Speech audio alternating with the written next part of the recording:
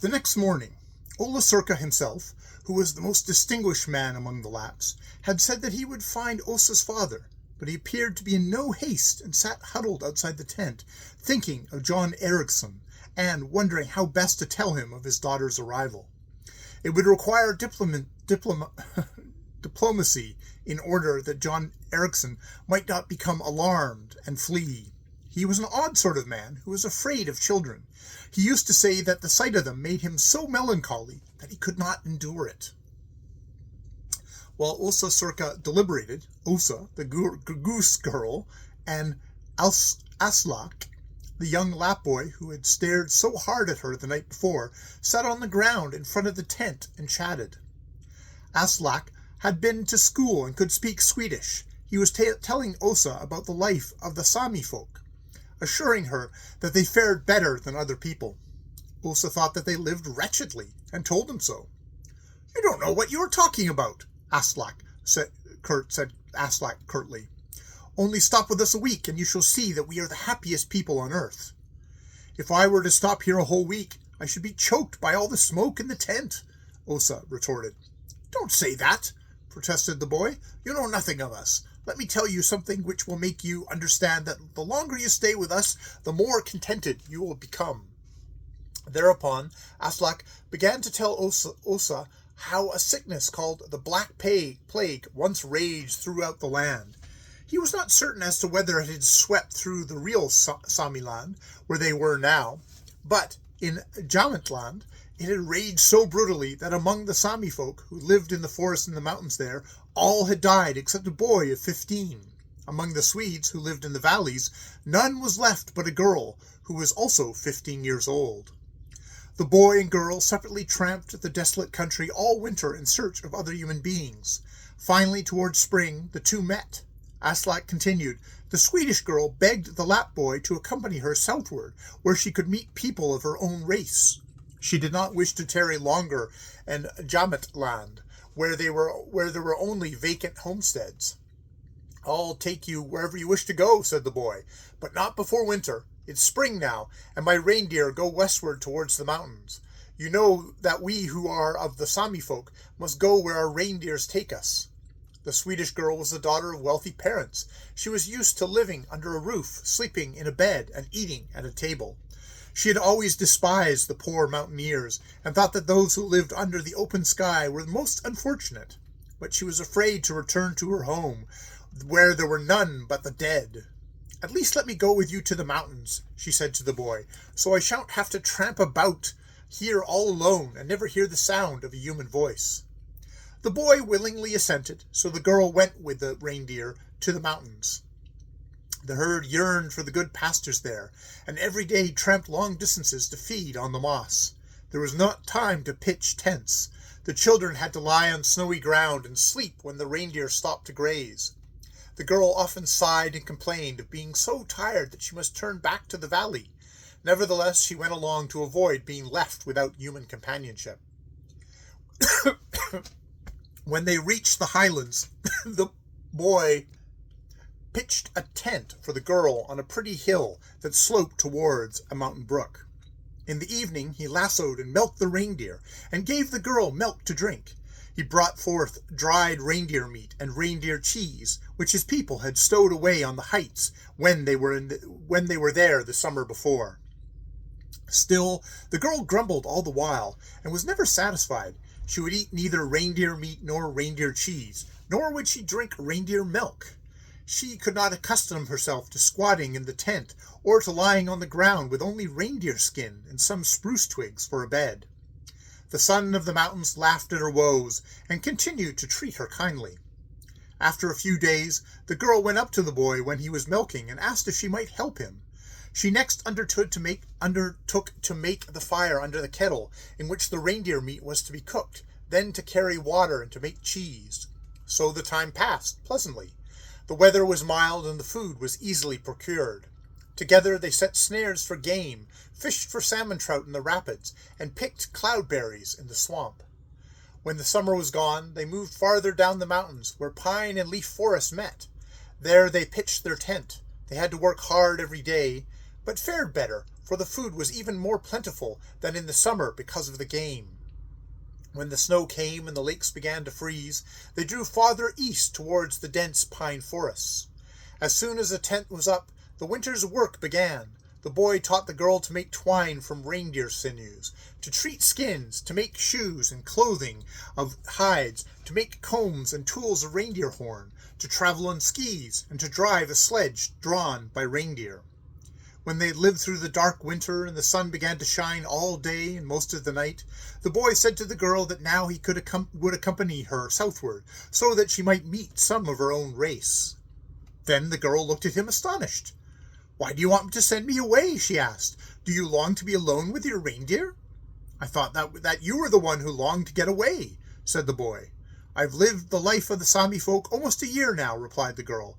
"I can't return to my people and live in the shut-in life after having wandered freely on mountains and in forests. Don't drive me away, but let me stay here. Your way of living is better than ours." The girl stayed with the boy for the rest of her life, and never again did she long for the valleys. And you, Osa, if you were to stay with us only a month, you could never again part from us.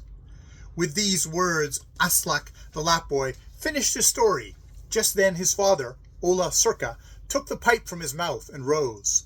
Old Ola understood more Swedish than he was willing to have anyone know, and he had overheard his son's remarks. While he was listening, it had suddenly flashed on him how he should handle this delicate matter of telling John Erisson that his daughter had come in search of him. Ola Sirka went down to the lake Lusajara and had walked a short distance along the strand when he happened upon a man who sat on a rock fishing. The fisherman was grey-haired and bent, his eyes blinked wearily, and there was something slack and helpless about him. He looked like a man who had tried to carry a burden too heavy for him, or to solve a problem too difficult for him, who had become broken and despondent over his failure. "You must have had luck with your fishing, John, since you've been at it all night," said the mountaineer in Lappish, as he approached. The fisherman gave a start, then glanced up. The bait on his hook was gone, and not a fish lay on the strand beside him. He hastened to rebait the hook and throw out the line. In the meantime, the mountaineer squatted on the grass beside him.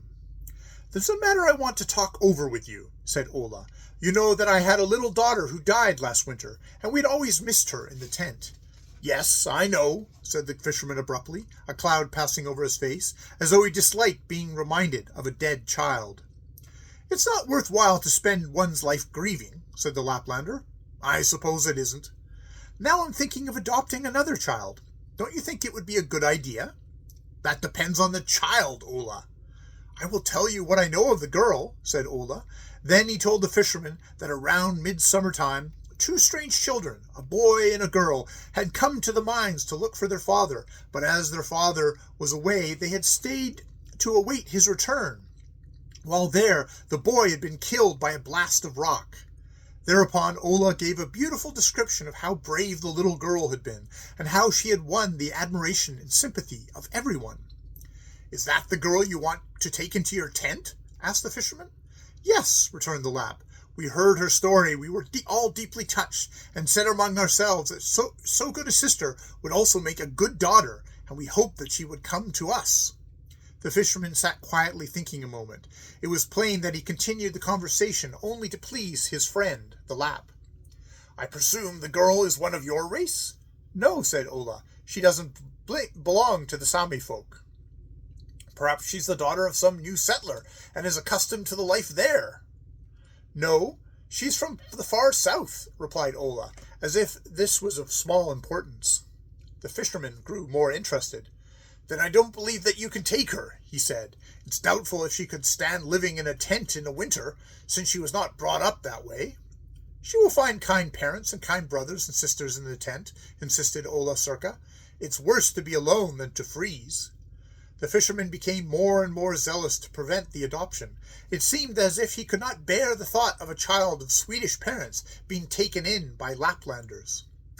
"You said just now that she had a father in the mine." "He's dead," said the Lap abruptly. "I suppose you have thoroughly investigated this matter, Ola?" "What's the use of going to all the trouble?" disdained the Lap. "I ought to know. Would the girl and her brother have been obliged to roam about the country if they had a father living? Would two children have been forced to care for themselves if they had a father? The girl herself thinks he's alive, but I say that he must be dead. The girl with the tired eyes turned to Ola. "What is the girl's name, Ola?" he asked. The mountaineer thought a while, then said, "I can't remember it. I must ask her." "Ask her. Is she already here?" "She's down at the camp." "What, Ola? Have you taken her in before knowing her father's wishes?" "What do I care for her father? If he isn't dead, he's probably the kind of man who cares nothing for his child. He may be glad to have another take her in hand." The fisherman threw down his rod and rose with an alertness in his movements that bespoke new life. "I don't think her father can be like other folk," continued the mountaineer. "I dare say he is a man who is haunted by gloomy forebodings, and therefore cannot be worked steadily. What kind of father would that be for the girl?" While Ola was talking, the fisherman stared up at the strand. "Where are you going?" queried the Lap. "I'm going to have a look at your foster daughter, Ola." "Good," said the Lap. "Come along and meet her. I think you'll say that she will be a good daughter to me." The Swede rushed on so rapidly that the Laplander could hardly keep pace with him. After a moment, Ola said to his companion, Now I recall that her name is Osa, this girl that I'm adopting." The other man only kept hurrying along, and old Osa Circa was so well pleased that he wanted to laugh aloud. When they came into the sight of the tents, Ola said a few words more. She came here to us Sami folk to find her father, and not to become my foster child. But if she doesn't find him, I shall be glad to keep her in my tent." The fisherman hastened all the faster. "I might have known that he would be alarmed when I threatened to take his daughter into Lap's quarters," laughed Ola to himself. When the man from Kuruna, who had brought Osa to the tent, turned back later in the day, he had two people with him in the boat, who sat close together, holding hands, as if they never wanted to part. They were John Erison and his daughter. Both were unlike what they had been a few hours earlier. The father looked less bent and weary, and his eyes were clear and good, as if at last he had found the answer to that which had been troubling him so long. Osa, the goose girl, did not glance longingly about, for she had found someone to care for her, and now she could be a child again.